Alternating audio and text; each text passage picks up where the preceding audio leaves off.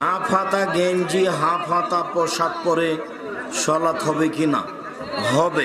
নামাজের জন্য অতিরিক্ত আর একটা কাপড় লাগবে। অনেককে বলতে শোনা যায়, তারা বলেন যে সালাত মাকরুহ হবে বা নামাজ হবে না। এই কথাটা সঠিক?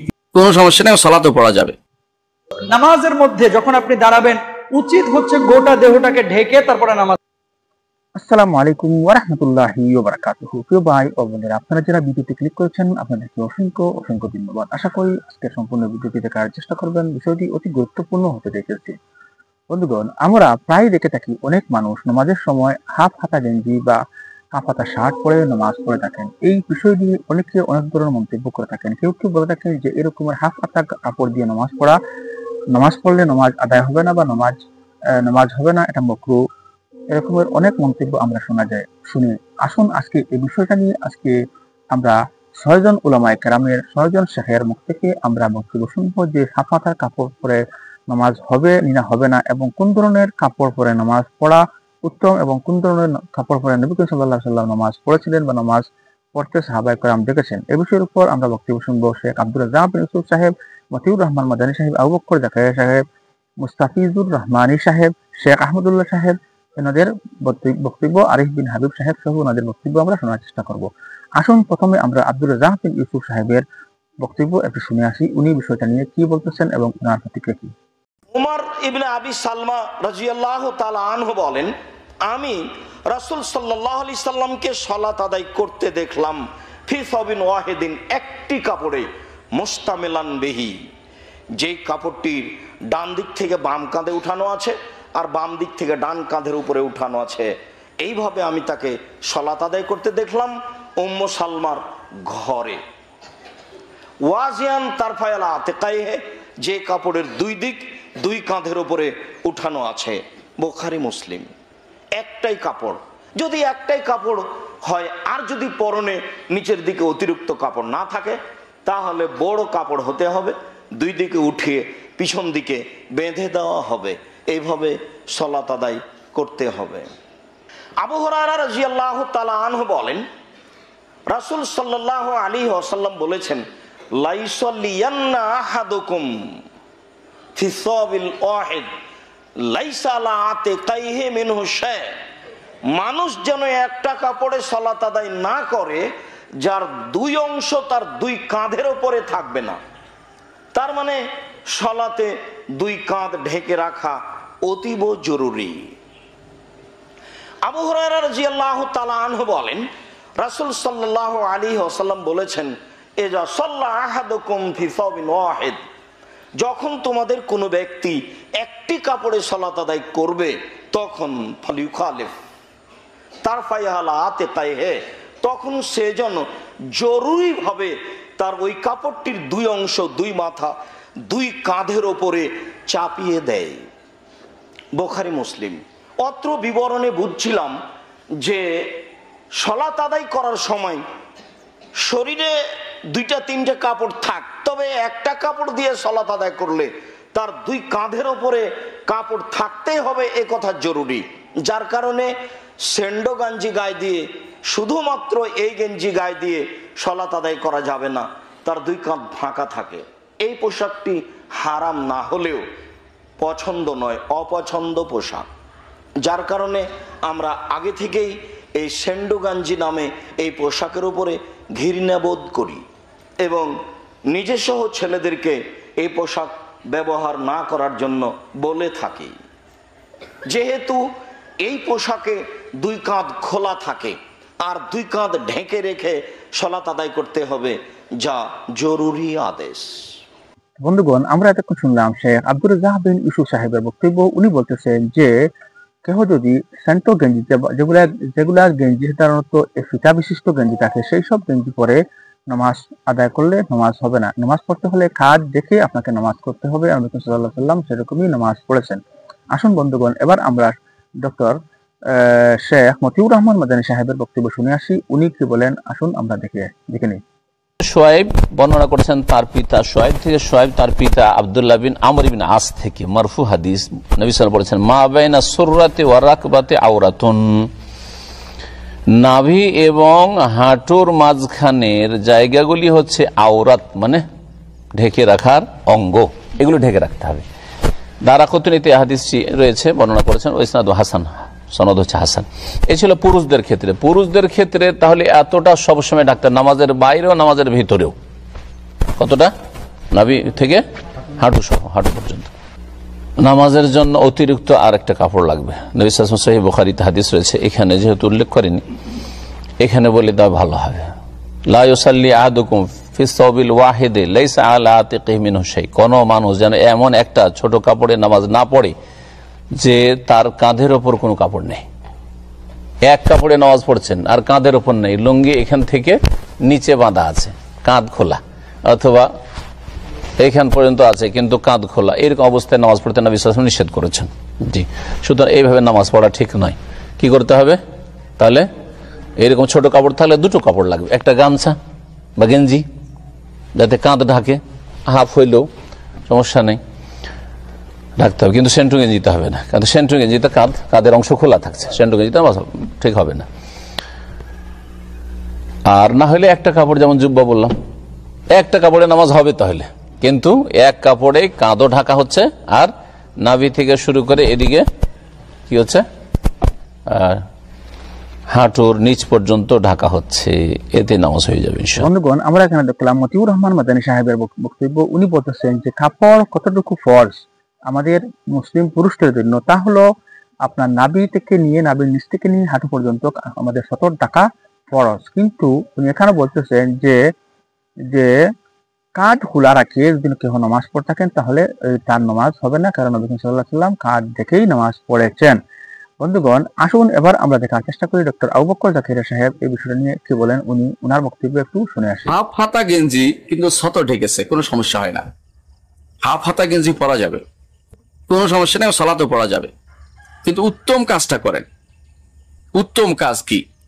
উত্তম কাজ হচ্ছে আল্লাহ তাআলা যেটা বলেছেন, খুযু যিনাতাকুম ইনদা কুল্লি মাসজিদ, হে বনি আদম, প্রত্যেক সেজদার জায়গায়, সেজদার স্থানে এবং সেজদার সময়, দুইটা উদ্দেশ্য, মসজিদ, তোমরা উত্তম পোশাক পরে আসো, তোমার সবচেয়ে সুন্দর পোশাকটা পরে আসো।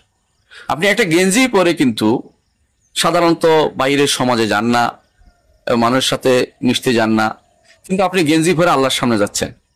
আপনার কিন্তু এটা একটা আপনার ইমানি দাবিরও কিন্তু বিরোধী। আপনি যদি বুঝতেন যে কার সামনে আপনি দাঁড়াচ্ছেন, তাহলে আপনি সুন্দর কাপড় পরে যেতেন। সালফে সালেহীন সবচেয়ে সুন্দর কাপড় পরতেন এই সমস্ত আল্লাহর সামনে যাওয়ার জন্য। রাসূলুল্লাহ সাল্লাল্লাহু আলাইহি ওয়াসাল্লাম তিনি জুমার দিনে, ঈদের দিনে সুন্দর কাপড় পরতেন, কেন সেই দিন আল্লাহর সামনে যাচ্ছেন, তিনি কথা বলবেন। আমরা যখন কথা বলি সালাতের মধ্যে, আল্লাহর সাথে কথা বলি, সুতরাং আমাদের সুন্দর পোশাকটা পরা উচিত, এটা মনে রাখবেন। এই গেঞ্জি একটুকু পরে সালাত হয়ে যাবে, কোনো সমস্যা হবে না, মাকরু হবে না, কিন্তু উত্তম কাজ নয়। উত্তম হচ্ছে অবশ্যই যেন আপনার একটা এমন পোশাক থাকে যে পোশাকটা বাদলা নয়, সিয়াবুল বাদলা নয়, যেখানে সেখানে কাজের কারণে ব্যবহার করেন না। রাসূলুল্লাহ সাল্লাল্লাহু আলাইহি ওয়াসাল্লাম সিয়ামুল বাদলা পড়তে নিষেধ করেছে বিভিন্ন বর্ণনায়। তাহলে বোঝা গেল যে এই জাতীয় কাজকর্মে যেগুলো খুব মেহনত, পোশাকের যে মানে আমার কাজের পোশাক, সেগুলো ব্যবহার না করে একটা সুন্দর পোশাক ব্যবহার করি। না থাকলে ওটা পড়বেন, অথবা সহজ না হলে কাজে আছে, নামাজ পড়তে হচ্ছে, কোথায় যাবেন, পড়তে পারবেন, কোনো সমস্যা নেই। কিন্তু স্বাভাবিকভাবে ইচ্ছাকৃত ওইটাকেই বেছে নিবেন বিনা কারণে, সেটা গ্রহণযোগ্য নয়। যদি কারণ থাকে যে গরমে পারছি না থাকতে, খুব কষ্ট হচ্ছে, সেটা আলাদা মাসালা, কিন্তু সুনির্দিষ্ট কারণ না থাকলে আপনাকে সুন্দর পোশাক পরেই সালাত আদায় করা হচ্ছে। এই সালাতের জন্য আল্লাহ আপনার সালাত আলাদা কবুল হওয়ার জন্য একটা বড় ধরনের বড় উপকার আপনার, এবং এটার কারণে আপনার মনেও আসবে আল্লাহর সামনে আপনি দাঁড়াইছেন। এটা আপনার খেয়াল রাখতে হবে, কার সামনে আপনি দাঁড়াচ্ছেন।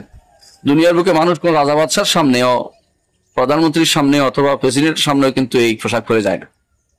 মরণ আতর মাকে এটা করে ওইটা করে, কি একবার 3 বার আয়নার কাছে যাবে, দেখবে নিজেকে খারাপ দেখা যাচ্ছে কিনা, কতজনকে জিজ্ঞাসা করবে। এগুলি কারণ হচ্ছে তিনি মনে করতেছেন যে আমাকে তিনি দেখছেন, তো আমাকে তিনি দেখবেন। আল্লাহ তাআলা তিনি তো আপনাকে দেখছেন নিঃসন্দেহে। রাসূলুল্লাহ সাল্লাল্লাহু আলাইহি ওয়াসাল্লাম বলেছেন, ইহসান সম্পর্কে জিজ্ঞাসা করার পরে তিনি বলেছেন, আনতা আবুদাল্লাহ কাআন্নাকা তারাহু ফাইন লাম তাকুন তারাহু ফাইন্নাহু ইয়ারাকা। এমনভাবে ইবাদত করো যেন তুমি তাকে দেখছো, যদি তার সম্ভব না হয় তিনি তো তোমাকে দেখছেন। মুশাহাদা এটাকে বলা হয়। এটাকে সুফিয়ানে কেরামের ভাষায় তারা বলে যে মুশাহাদা। আমরা ওই ইয়াটা না যাই, ব্যবহার না করি, আমরা মুশাহাদা আল্লাহকে দেখছি অথবা আল্লাহ আমাকে দেখছেন। আল্লাহকে দেখা তো সম্ভব না, আপনি মনে করবেন এটা, আল্লাহকে এই দুনিয়াতে দেখা সম্ভব না। আল্লাহকে দেখবো আমরা সারা জান্নাতে গেলে, কিন্তু আপনি মনে করবেন যে আমি তো দেখতে পাবো না, তিনি আমাকে দেখছেন। তো আল্লাহকে দেখলে আপনার ভয় সেরকম আসা উচিত, সেরকম পোশাক আমাদের থাকা উচিত। আল্লাহ আমাদের বুঝার তৌফিক দান করুন।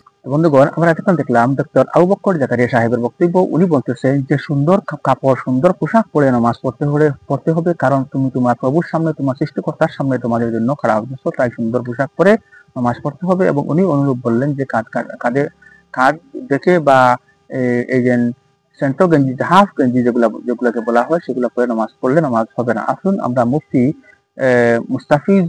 মুস্তাফিজ রহমানী সাহেবের বক্তব্য আমরা শুনে আসি। আসুন উনি কি বলেন, ওনার বক্তব্যটা একটু দেখে। শার্ট পরে, হাফ হাতা গেঞ্জি অথবা শার্ট পরে সালাত আদায় করলে সালাত হবে কিনা? নামাজের মধ্যে যখন আপনি দাঁড়াবেন, উচিত হচ্ছে গোটা দেহটাকে ঢেকে তারপরে নামাজে দাঁড়ানো। অবশ্যই টাকনুটা উপরে আপনার পোশাক হতে হবে, আপনার লুঙ্গি হতে হবে, প্যান্ট হতে হবে। এখন কেউ যদি এই এতটুকু আপনার শার্ট অথবা গেঞ্জি পরে সালাত আদায় করে, তার সালাত হবে কিনা? অবশ্যই সালাত হয়ে যাবে। রাসূল আকরাম সাল্লাল্লাহু আলাইহি ওয়াসাল্লাম যে বিষয়টি বলেছেন সেটি হচ্ছে কারো কাঁধ যেন খালি না থাকে। স্যান্ডো গেঞ্জি বলতে আমরা যে গেঞ্জিগুলোকে বুঝি, এই যে এখানে একটা ফিতা থাকে, এখানে একটা ফিতা, তাই না? এগুলো পুরো উন্মুক্ত। এই গেঞ্জিগুলো পরিধান করে কেউ যদি সালাত আদায় করে, তাহলে তার সালাতটা মাকরুহ হয়ে যাবে। মাকরুহ, অপছন্দনীয় সালাত, আল্লাহ রাসূল সরাসরি নিষেধ করেছেন। আর কেউ কেউ বলেছেন এটা হারাম। দুইটা মত, একটা হচ্ছে হারাম আর একটা হচ্ছে কি মাকরুহ। সুতরাং সতর্কতার জন্য আমরা বলি, স্যান্ডো গেঞ্জি পরে কেউ সালাত আদায় করবেন না।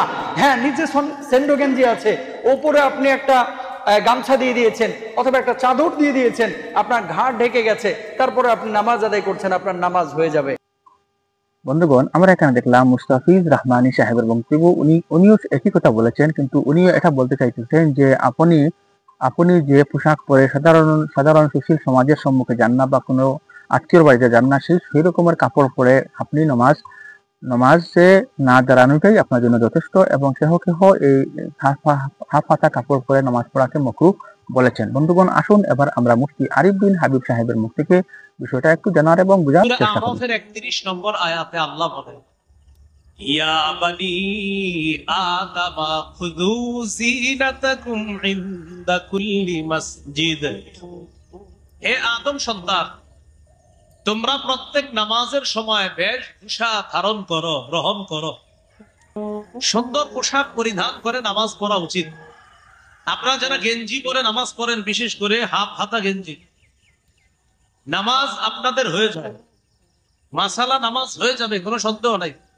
কিন্তু দেখেন, আল্লাহর সামনে দাঁড়াইলে আপনি যদি আপনার মেয়ের জামাইয়ের বাড়িতে যান, আপনি কিন্তু এইভাবে হাফ হাতা গেঞ্জি পরে যাবেন না।